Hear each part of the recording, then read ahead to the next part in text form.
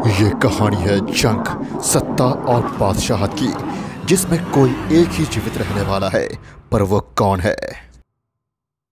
Guys, आज हम जिस लायन कोएलिशन की कहानी सुनने वाले हैं वो एक बेहद ही खास लायन कोएलिशन की कहानी है, क्योंकि यह पिता है मशहूर सिलाटी लायंस के। ये वही सिलाटी लायंस हैं जिन्होंने दुनिया के सबसे मशहूर लायन और सबसे बेरहम लायन मिस्टर टी, जिसे हम सैटन के नाम से भी जानते हैं, उसी के घर में घुसकर मारा था। लेकिन इनके पिता यानी कि 2 गोल्फ कोर्स मेल्स भी कुछ कम नहीं थे। भले ही संख्या में कम होने के बावजूद भी इन्होंने कई सालों तक अपना साम्राज्य कायम रखा। लेकिन फिर अपने एक भाई के मरने के बाद अकेला गोल्फ कोर्स मेल बहुत कमजोर हो चुका था और इसके बाद उसकी जिंदगी बद से बदतर हो गई। लेकिन ऐसे में भी उसने खुद को किसी तरह से बचा ही लिया। तो आखिर क्या है इन 2 भाइयों की कहानी और इन्होंने अपने पूरे जीवन में किन किन चुनौतियों का सामना किया था, जानेंगे इस वीडियो में। बने रहिएगा वीडियो के अंत तक और मुझे इंस्टाग्राम में फॉलो जरूर कीजिएगा। साथ ही चैनल को सब्सक्राइब करके बेल आइकन प्रेस करना मत भूलिएगा, क्योंकि आप देख रहे हैं facts find the amazing kingdom of animals. 2 golf course mills का जन्म सिलाटी प्राइड में हुआ था, जिसे सदर्न प्राइड के नाम से भी जाना जाता है। इस प्राइड में इनका जन्म साल 2002 के अंत में हुआ था। उस वक्त प्राइड में 3 और मेल कब्स भी मौजूद थे, जिनका जन्म 2 गोल्फ कोर्स मिल से थोड़े ही पहले हुआ था। इन 5 ही भाइयों के पिता थे रोलर कोस्टर मिल्स।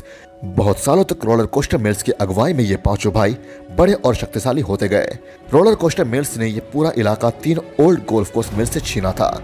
लेकिन फिर आगे एक समय ऐसा भी आ गया जब इन 5 के पिता यानी कि रोलर कोस्टर मिल्स अपने इलाके को छोड़कर कहीं और चले गए, और तब कुछ ऐसा हुआ जो बहुत ही अलग था, और ऐसा कुछ होगा ये किसी ने भी सोचा नहीं था। दरअसल अपने फादर के जाने के बाद 5 भाई अपने खुद के प्राइड पे ही कब्जा करने के फिराक में थे। ये वक्त था साल 2007 का, और कभी कभी तो इन्हें प्राइड की फीमेल्स के साथ मीटिंग करते हुए भी देखा जाता था।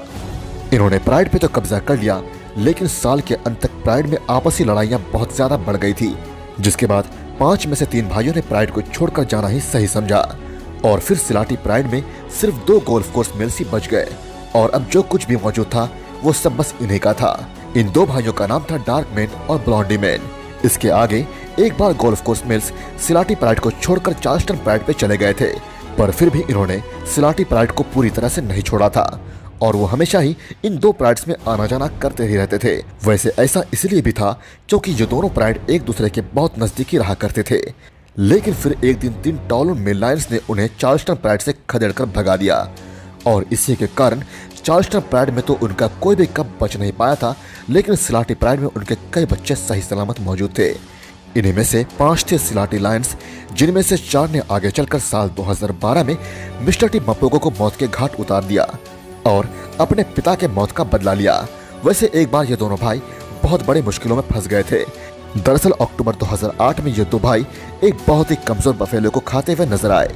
लेकिन दुख की बात तो ये थी कि उस बफेलो को टीबी यानी ट्यूबरक्लोसिस की बीमारी थी, और इसकी वजह से इस बात की संभावना बहुत ज्यादा बढ़ गई थी कि अब इन दोनों भाइयों को भी टीबी हो जाएगा। और फिर साल 2008 के अंत आने तक ये दोनों भाई बहुत ही कमजोर नजर आने लगे थे। सबने ये मान लिया था कि अब ये दोनों भाई ज्यादा दिनों के मेहमान नहीं है, पर इन सभी को गलत साबित करते हुए दोनों भाई साल 2009 में एक बार फिर से नजर आए, और इस बार तो ये दोनों भाई काफी हेल्दी भी नजर आ रहे थे। लेकिन फिर साल 2009 के बीच के महीनों में गोल्फ कोर्स मिल्स एक बार फिर से लापता हो गए। कई दिनों तक इन दोनों की कोई भी खबर नहीं मिली, और एक बार फिर से ये बात हर जगह फैल गई कि इन दोनों की मौत हो चुकी है। बहुत से टूरिस्ट गाइड्स ने भी इन्हें बहुत दिनों तक ना देखने के बाद यही मान लिया कि ये मर चुके हैं। लेकिन फिर साल 2009 का अक्टूबर महीना आया और इन दोनों ने सभी लोगों को गलत साबित कर दिया, क्योंकि इस समय ये दोनों भाई एक बार फिर से नजर आए, और ये बहुत ही तंदुरुस्त भी नजर आ रहे थे, और एक बफेलो हर्ड का पीछा कर रहे थे, जिससे वो उनमें से एक का शिकार कर सके। उस वक्त dark man golf course male आमतौर की तरह ही बिल्कुल स्थिर था, लेकिन दूसरी ओर ब्लॉन्डी गोल्फ कोर्स मेल बहुत ज्यादा एग्रेसिव था, और उन दोनों में से सबसे ज्यादा डोमिनेंट भी वही नजर आ रहा था। लेकिन कुछ ही दिनों के बाद केवल डार्क मैन ही नजर आ रहा था, और इसका भाई कहीं भी नहीं दिख रहा था। वैसे ब्लॉन्डी के साथ असल में हुआ क्या था, ये तो आज तक एक रहस्य ही बना हुआ है। कुछ रिपोर्ट्स की माने तो दरअसल बात ऐसी थी कि ब्लॉन्डी की मौत हो चुकी थी। ऐसा सोचने के पीछे कारण यह था कि कुछ दिनों पहले यह खबर आई थी कि दो मपोगो लायंस यानी मिस्टर टी और किंकी टेल ने अपने इलाके के आखिरी छोर पर जाकर एक एडल्ट लायन की जान ले ली थी और ये लायन शायद ब्लॉन्डी ही था। खैर इसके बाद भी डार्कमैन गोल्फ कोर्स मेल की कहानी यूं ही जारी रही। ड्यूब गेम रिजर्व ने यह रिपोर्ट किया कि उन्होंने एक कमजोर शेर को देखा है। वो शेर बहुत मुश्किल से चल पा रहा था और तो और उसके मेंस भी उतने घने नहीं दिख रहे थे। वो शेर उस वक्त मपोगोस के इलाके में नजर आता था जब मपोगोस सबसे ज्यादा ताकतवर थे। यहाँ वो बहुत महीनों तक घूमता रहा और इसके बाद वो एराटूजा के एलिफेंट पिलर्स में नजर आने लगा। इस वक्त तक उसके ज्यादातर मेंस झड़ चुके थे और इसकी वजह से वो किसी यंग लायन के जैसे नजर आने लगा था। कुछ समय के लिए उसे एराटूजा मेल कह के भी बुलाया जाने लगा था। काफी समय तक वो ऐसे ही अलग अलग इलाके में भटकता रहा, लेकिन इस वक्त तक वो बहुत ज्यादा कमजोर हो चुका था, इतना कि वो खुद से शिकार करने के लायक तो बिल्कुल भी नहीं था। ऐसे में वो कभी कभी स्कैवेंजिंग करके अपना गुजारा कर रहा था, तो कभी कभी लेपर्ड को डरा धमका कर उसका खाना चुरा कर, और तो और कभी कभी तो वो मजिंगलानी मेल्स और इनकोमो यंग मेल्स के किए गए शिकार खाने के लिए उनके बीच चला जाया करता था।